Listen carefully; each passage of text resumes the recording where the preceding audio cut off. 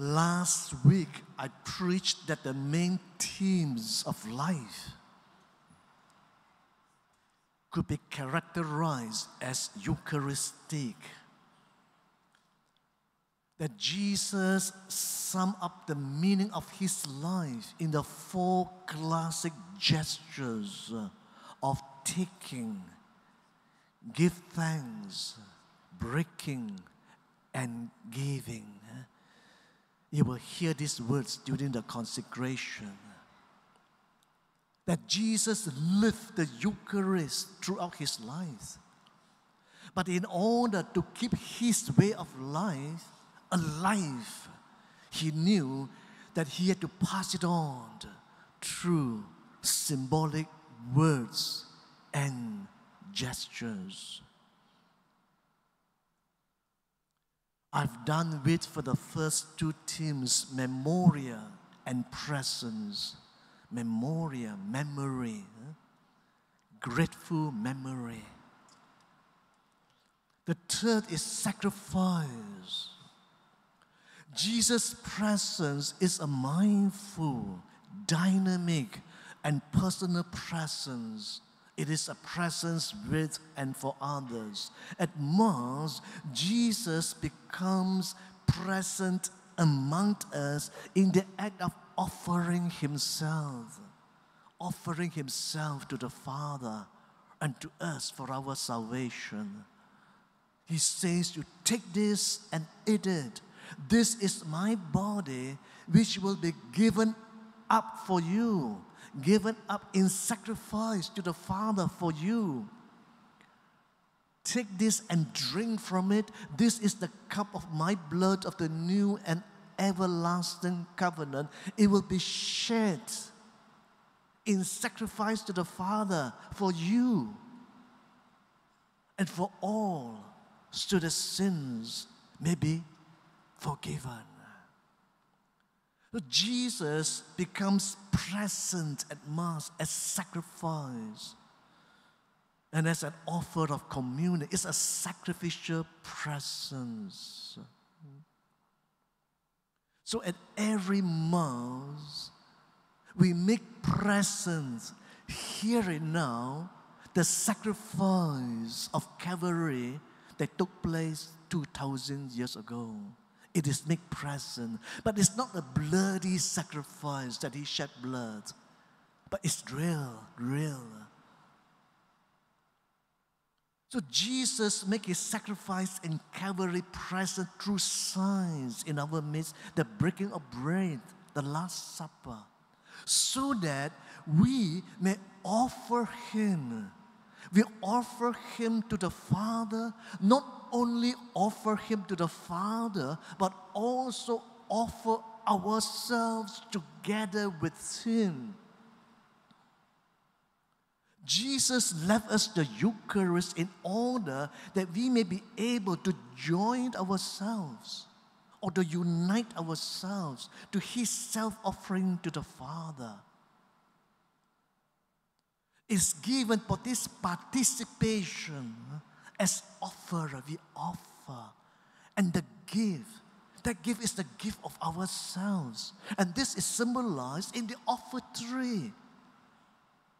Offertory, the gift, bread and wine, a gift of ourselves. And then later in the consecration. Therefore, through this participation in Jesus' saving death and resurrection, we are saved and sanctified. Fourth, communion. So this dynamic movement of Jesus' presence moves towards unity, towards communion, not only with God, but also with one another. Loving fellowship, vertical and horizontal, with God and with one another.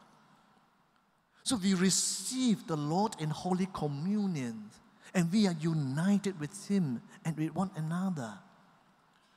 And that is what should be happening in the Eucharistic celebration. The Eucharist gathers us together as a community.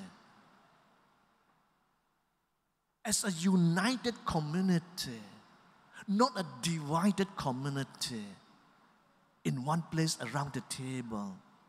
We all come from different places, different occupations, different cultural background. We are forbidden to make any distinction of persons except for the necessary distinction of roles, which do not remove the equality and dignity of the children of God.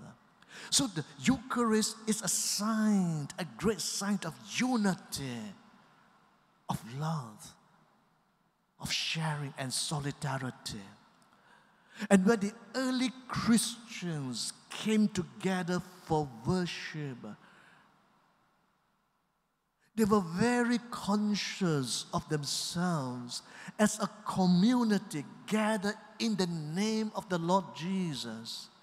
They were gathered together in memory of Him, memoria, in memory of Him. It was His Spirit that gathered them together.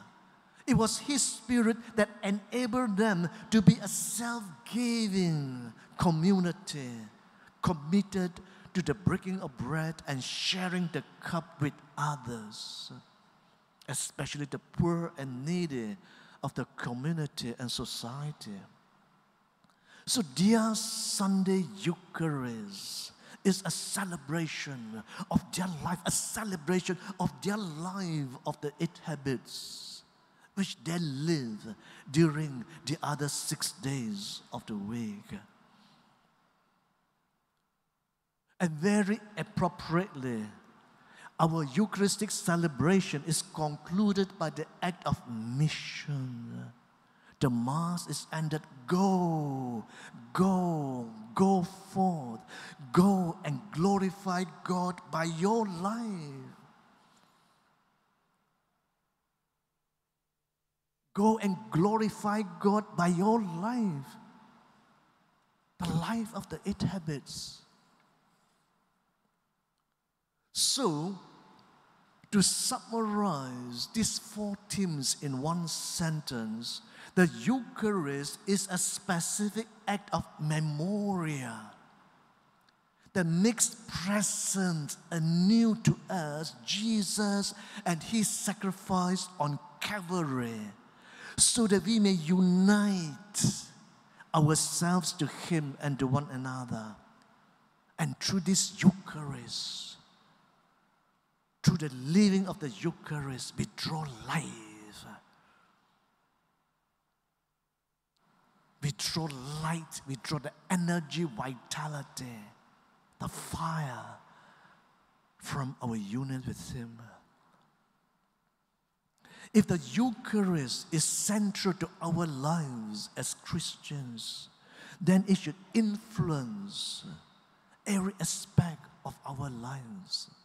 However, to many, it does not seem so. Why? Maybe we fail to understand the meaning of the rituals that we celebrate and to live it out, to live out the 4 central themes of the Eucharist.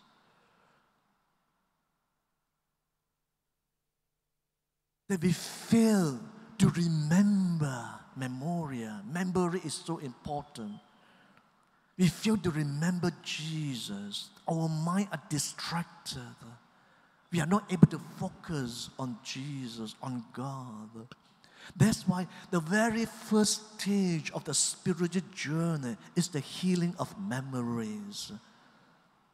Memories are stored in the hard days since childhood. All this need healing of memories. The more we are healed, the more in our daily life we are able to remember what is most important in our life, the most important person, Jesus. Failing to remember Him, we fail to live in His presence and in the presence. This unceasing prayer. God is always and everywhere present to us, but we are not present to Him. our mind are not focused on the Lord. And because we are not living in the presence, we fail to live mindfully, lovingly, and sacrificially for the sake of others, for the common good of the community, for unity and peace.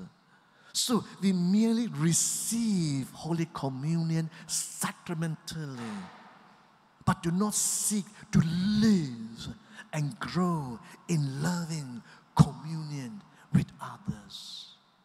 There's a big disconnect between the Mass we celebrate and the life we live outside this Mass, because we don't understand these four central themes of the Eucharist.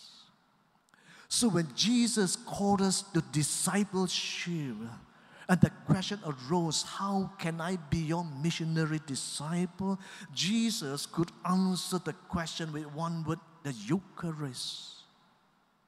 That is why to be like Jesus, our life must be lived in a Eucharistic manner. And that is why we must continue celebrating the Eucharist as commanded by Jesus. Do this in memory of me. Jesus wants us to celebrate the Last Supper in order to remember Him, in order that our lives will become more and more Eucharistic, more and more like Jesus.